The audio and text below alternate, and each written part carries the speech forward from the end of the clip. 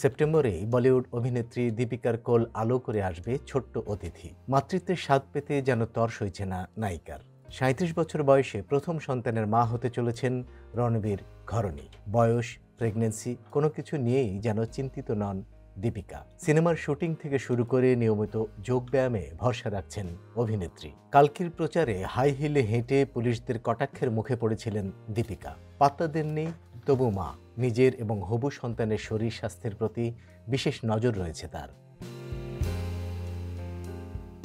কিভাবে ফিট রাখছেন নিজেকে সেই চিত্র ফাঁস করেছেন সম্প্রতি। নিজের ইনস্টাগ্রামে যোগব্যায়ামের ছবি শেয়ার করেছেন অভিনেত্রী। শরীর চাপা কালো পোশাকে বেবি বাম নিয়েই পা উপরে তুলে বিপরীতকরণী মুদ্রা করতে দেখা যাচ্ছে দীপিকাকে। ক্যাপশনে লেখা, যদি রোজ নিজের যত্ন নেন তাহলে আলাদা করে সেলফ কেয়ার মাস উদযাপন করার দরকার পড়ে না। আমি ওয়ার্কআউট করতে ভালোবাসি, নিজেকে সুন্দর দেখানোর জন্য, কিন্তু আমি শরীরচর্চা করি না, বরং ফিট থাকতেই ব্যায়াম করি। দীর্ঘদিন ধরেই শরীরচর্চা আমার লাইফস্টাইলের অন্যতম একটি অংশ।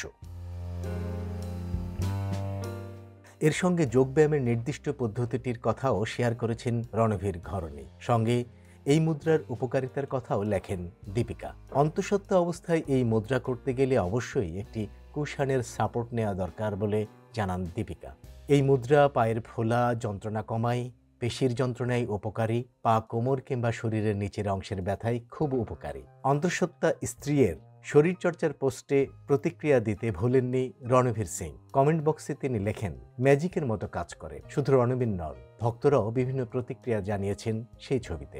ইতিমধ্যে বক্স অফিসে দারুণ সাড়া ফেলেছে দীপিকা প্রভাসের সবশেষ মুক্তিপ্রাপ্ত ছবি কালকি। ১,০০০ কোটির ক্লাবের দিকে ছুটছে এই ছবি।